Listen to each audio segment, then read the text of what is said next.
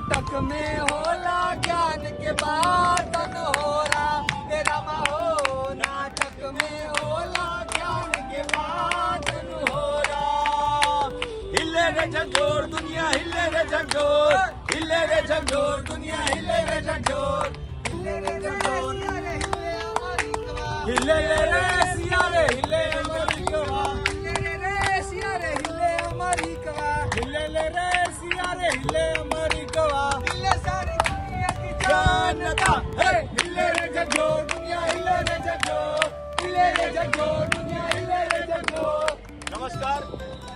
विश्व जन रंग के अवसर पर भारत रंग महोत्सव के अवसर पर पटना की नाट्य संस्था विश्वा पटना द्वारा नुक्कड़ नाटक का आयोजन किया जा रहा है। नाटक का नाम है पंचम वेद, जिसके डायरेक्टर है राजेश चातरा और विश्वा पटना की प्रसिद्धि है। तो आइए देखते हैं नाटक पंचम वेद। तो बच्चों, आज पूर्व रंग खत्म हो चुका है। जो कुछ सीखा है उसका अभ्यास करो। ये नई तकनीक है, इसका ध्यान रखना होगा। स्वीकार करें। धन्य हो कहिए, किस प्रयोजन से आप लोगों का आना हुआ? मुनिवर, जब से आपने नाट्य शास्त्र की रचना की है हमारे हृदय में कई प्रकार के प्रश्न उठे हैं। हम उसी के उत्तर के लिए आपके पास आए हैं मुनिवर। पूछिए, निसंकोच पूछिए। गुरुदेव, नाट्य कला का उद्देश्य क्या है और इसकी उत्पत्ति कैसे हुई? ये आपने बहुत अच्छा प्रश्न किया। यह प्रश्न केवल नाटक को नहीं बल्कि जीवन को सार को समझने का माध्यम है।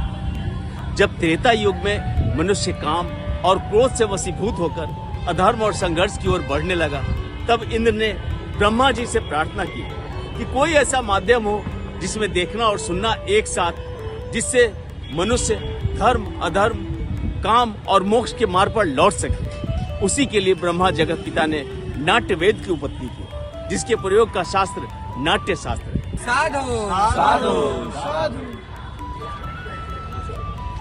हे मुनिवर, जब वो वेद तो खुद में ही पूर्ण है, उसके लिए हमें और वेदों की क्या जरूरत है? तो फिर ये पांचवा वेद क्यों बनाया आपने? इसलिए कि वो समस्त जन के लिए सुलभ हो। सामान्य जन को नाटक के माध्यम से शिक्षा के मार्ग पर, धर्म के मार्ग पर ले जा सके। इसी मंगल उद्देश्य के साथ ब्रह्मा जी ने चारों वेदों को मिलाकर नाट्य वेद की रचना की। चारों वेदों के तत्व ये क्या है गुरुदेव? नाटक में ये जो पाठ सुन रहे हैं, ब्रह्मा जी ने इसे ऋग्वेद से लिया। इस सुंदर गान का आनंद आधार सामवेद, यजुर्वेद से अभिनय और अर्थवेद से रस लिया गया। चारों वेदों के अंगों को लेकर नाट्य शास्त्र की उत्पत्ति की गई। हे गुरुदेव, तो नाटक केवल क्या देवताओं के लिए बना है? यही संशयदानों ने ब्रह्मा जी के सामने रखा था। तब ब्रह्मा जी ने उत्तर दिया था कि नाट्य शास्त्र तो सबके लिए है।